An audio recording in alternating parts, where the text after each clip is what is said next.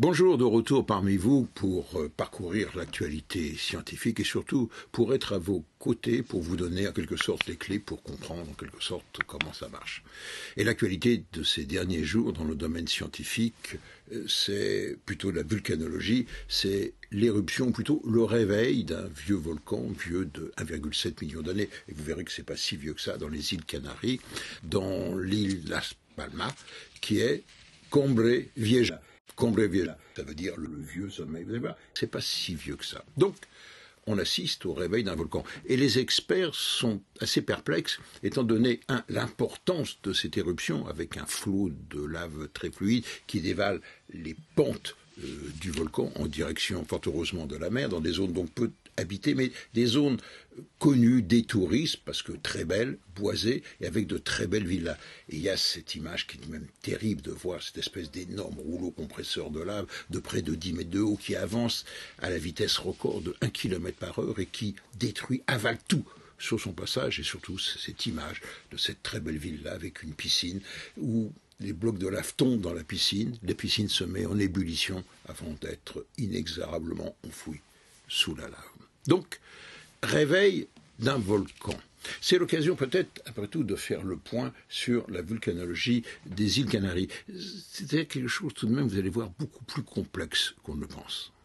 Alors, revenons en arrière. Pour nous, les volcans, en quelque sorte, jalonnent le choc entre les 5 grandes plaques qui recouvrent la surface de la Terre. Alors vous savez que ces plaques, tantôt, elles s'écartent à raison de quelques centimètres par an le long d'une faille qu'on appelle un rift qui généralement est situé au fond de la mer et qui n'apparaît à la surface de la Terre que très rarement, notamment en Islande. C'est là en Islande que l'Europe et les États-Unis s'écartent à raison de quelques centimètres par an.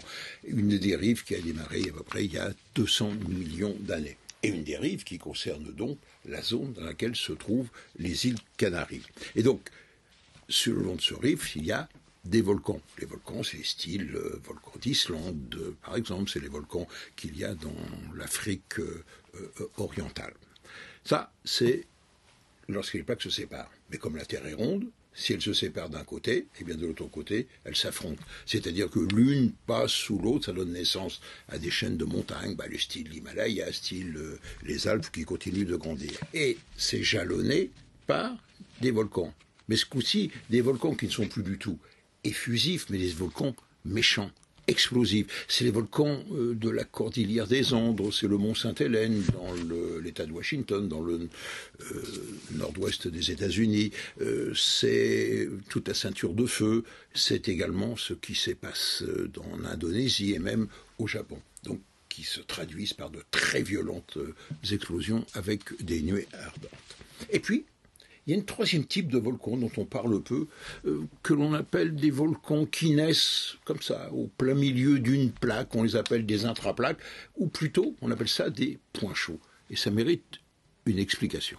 En effet, lorsque les plaques bougent les unes par rapport aux autres, ça se fait le long d'à-coups. Pas de manière continue, mais d'à-coups qui donne naissance à des tremblements de terre. Et donc, à des failles. Et c'est le long de ces failles, en plein milieu d'une plaque, que va jaillir, remonter la lave et qui va former donc un dôme où, quand ça se produit au fond de la mer, eh bien, ça donne un volcan sous-marin qui va monter et apparaître à la surface pour former des îles. Exemple type, par exemple, c'est la Réunion. Exemple type d'intraplaque, c'est Hawaï, évidemment.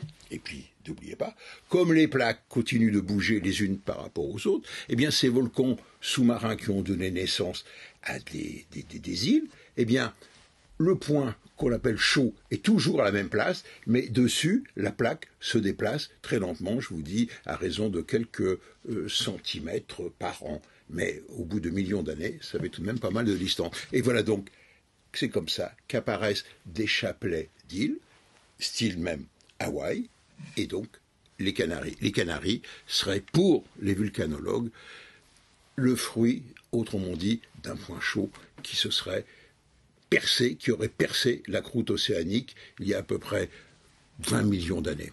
Et c'est à ce moment-là qu'est sorti du fond de la mer un volcan qui a monté, sorti la tête hors de l'eau et donné naissance à la première des îles, des 7 îles de l'archipel des Canaries, qui est Lanzarote.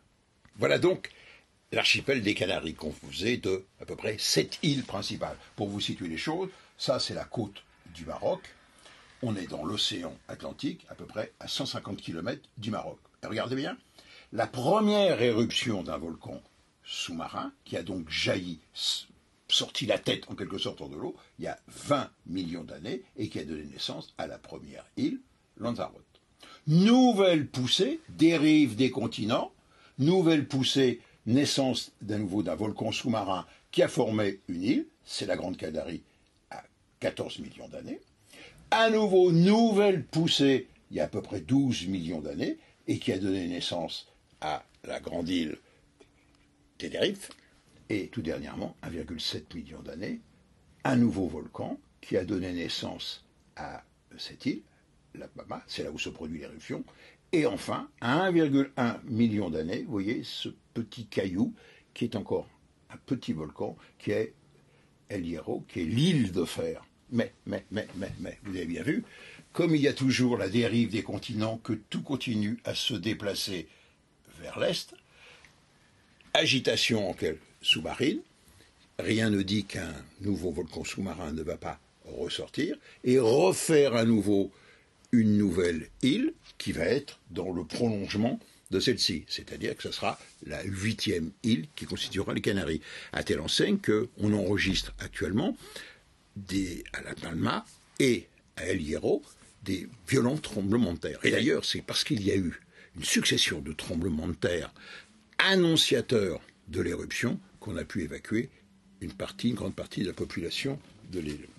Pour vous situer les choses, à peu près le 11 septembre, en raison de la montée de la lave dans la poche magmatique, le volcan s'est mis à gonfler. Les inclinomètres et tiltomètres, si vous voulez, ont détecté les variations d'inclinaison, donc le gonflement du volcan, la montée de la lave, est suivi avec des tremblements de terre, à peu près à 30 km de profondeur. Et le 19 septembre, les tremblements de terre étaient seulement à 1 km de la surface, autrement dit, l'éruption était imminente. Et donc le 19, on a eu cette éruption de lave qui va faire que continuer. Et étant donné l'importance, d'après les spécialistes de la poche magmatique, cette éruption va durer, non pas quelques semaines, mais elle risque de durer quelques mois.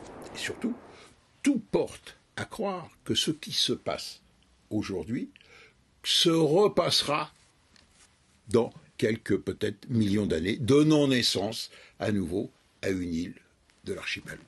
Et cette éruption est l'occasion de se souvenir d'une communication scientifique, tout de même très sérieuse, émanant de scientifiques de l'Université Collège de Londres, qui ont dit à propos précisément de cette île de La Palma. La voici, vous voyez le volcan, la cheminée du volcan, et surtout, ils ont dit, mais vous voyez, le flanc ouest du volcan, qui est un espèce de gros stratovolcan fait de roches, de lave et surtout de beaucoup de cendres, eh bien, menace de s'effondrer et risque de s'effondrer, de glisser dans la mer. Et donc, des milliers de kilomètres cubes de roches tombant dans la mer, ça engendre quoi ?